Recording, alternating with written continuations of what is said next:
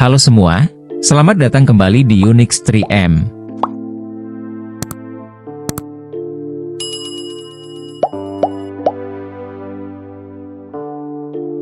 Coca-Cola adalah minuman bersoda yang telah menjadi bagian penting dan tidak dapat dipisahkan dari kehidupan masyarakat Meksiko. Minuman ini telah meresap dalam budaya dan identitas mereka, sehingga menciptakan ikatan yang sangat erat dan mengakar dengan kuat. Bahkan, popularitas Coca-Cola di Meksiko telah mengalahkan popularitas air putih. Kenyataan ini dapat dijumpai di berbagai tempat, terutama di Chiapas, negara bagian yang terletak di paling selatan Meksiko, dan dianggap sebagai salah satu daerah termiskin yang kekurangan air bersih. Konsumsi minuman Coca-Cola di Meksiko mencapai angka yang fantastis, dengan rata-rata lebih dari 2 liter per orang dalam sehari, atau sekitar 800 liter dalam 1 tahun. Angka ini jauh melampaui konsumsi rata-rata negara lain sebanyak 5 kali lipat, yang hanya sekitar 150 liter per orang dalam 1 tahun. Karena itu, secara statistik, Meksiko menjadi negara dengan konsumsi Coca-Cola per kapita tertinggi di dunia, jika dibandingkan dengan negara lain.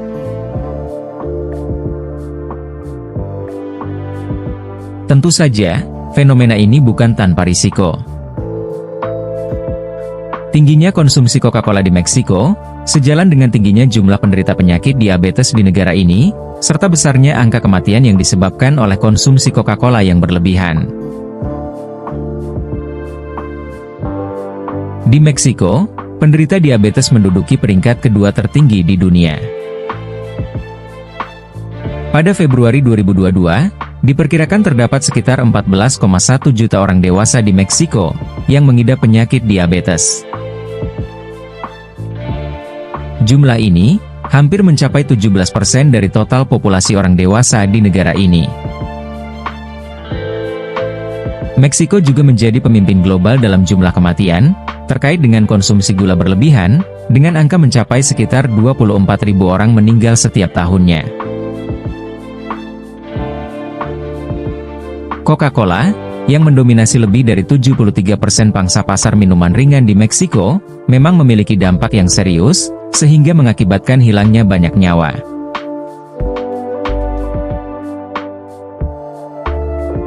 Popularitas Coca-Cola juga semakin meningkat ketika para pemimpin adat setempat, dengan dukungan dari negara, mulai menggunakan kekuasaan di berbagai aspek kehidupan seperti agama, sosial, dan ekonomi. Mereka mengambil alih kendali distribusi Coca-Cola. Ini juga beriringan dengan kemunculan gereja evangelis, yang berhasil membuat perubahan signifikan dalam pola konsumsi masyarakat adat. Gereja ini mendorong mereka untuk menghentikan konsumsi alkohol dengan alasan dapat memicu penyakit cacar. Sebagai gantinya, minuman Coca-Cola mulai diperkenalkan dan dianggap sebagai pengganti yang lebih baik. Selain itu, faktor kemiskinan dan keterbatasan akses air bersih juga berperan dalam mendukung popularitas Coca-Cola. Terlebih lagi, harga air minum kemasan hampir setara dengan harga sebotol Coca-Cola. Kondisi ini mendorong masyarakat Meksiko untuk berpikir pragmatis. Mereka berpikir bahwa membeli Coca-Cola akan lebih bermanfaat dibandingkan membeli air putih, mengingat harganya yang hampir setara, tetapi memiliki rasa yang lebih nikmat. Menariknya, popularitas Coca-Cola di Meksiko semakin melejit ketika Vicente Fox, yang pernah menjabat sebagai presiden perusahaan Coca-Cola, menjabat sebagai presiden Meksiko untuk periode tahun 2000 hingga 2006. Pada masa pemerintahannya, produksi Coca-Cola semakin ditingkatkan. Bahkan, dia mengambil inisiatif untuk menciptakan minuman bersoda versi lokal, dengan rasa yang serupa Coca-Cola. Vicente Fox melakukan berbagai upaya untuk mewujudkan gagasan ini, termasuk dengan mengajukan permintaan resep pembuatan Coca-Cola kepada pihak Coca-Cola Amerika Serikat, kendati permintaan tersebut jelas ditolak oleh pihak Coca-Cola.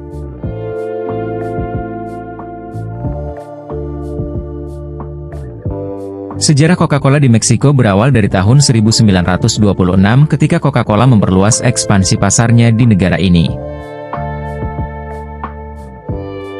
Langkah ini dilakukan dengan tujuan memperkenalkan merek Coca-Cola pada pasar yang lebih luas. Hasilnya, pabrik Coca-Cola pertama di Meksiko didirikan di kota Toluca, yang terletak sekitar 60 km dari kota Meksiko. Kendati demikian, saat itu popularitas Coca-Cola belum sepenuhnya menggema di tengah-tengah masyarakat. Puncaknya, pada tahun 1960, popularitas Coca-Cola di Meksiko mengalami perkembangan yang signifikan, terutama setelah Vicente Fox bekerja di perusahaan Coca-Cola Meksiko. Dengan mengawali karir di bagian ekspansi dan bertugas sebagai supervisor yang mencari lokasi untuk iklan dan promosi.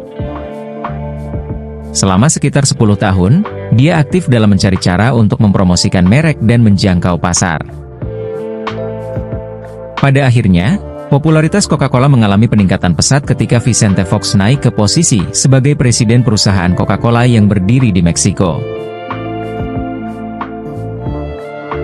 Pada awal tahun 1970, Vicente Fox mengambil keputusan penting untuk membawa Coca-Cola menjadi sponsor Olimpiade Meksiko dan Piala Dunia yang akan diadakan di negara itu.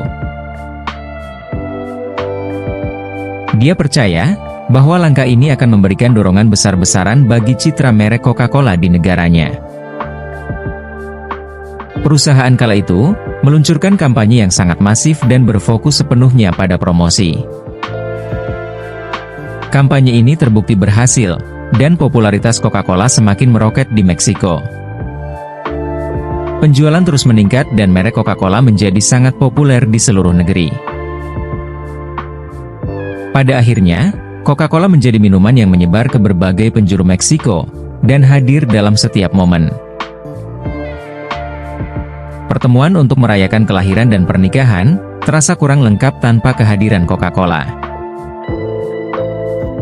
Pada upacara keagamaan di gereja, Coca-Cola juga menjadi unsur yang tidak terpisahkan, dan kehadirannya menjadi bagian integral dari ritual tersebut. Coca-Cola juga memiliki peran simbolis yang mendalam dalam tatanan kepercayaan. Sebotol Coca-Cola diyakini dapat memberi makan arwah dan memiliki potensi penyembuhan bagi orang-orang yang sedang sakit. Bahkan, setan-setan yang berkeliaran, diyakini akan lari terbirit-birit jika terkena semprotan Coca-Cola. Begitu powerfulnya minuman ini sehingga ia ditempatkan bersama dengan elemen-elemen ritual lain seperti dupa, lilin, dan bahkan ayam yang telah mati, untuk dijadikan persembahan sakral. Ini berarti, bahwa Coca-Cola telah menjadi elemen penting dalam kebudayaan masyarakat di Meksiko, kendati untuk itu mereka harus membayar harga yang sangat mahal.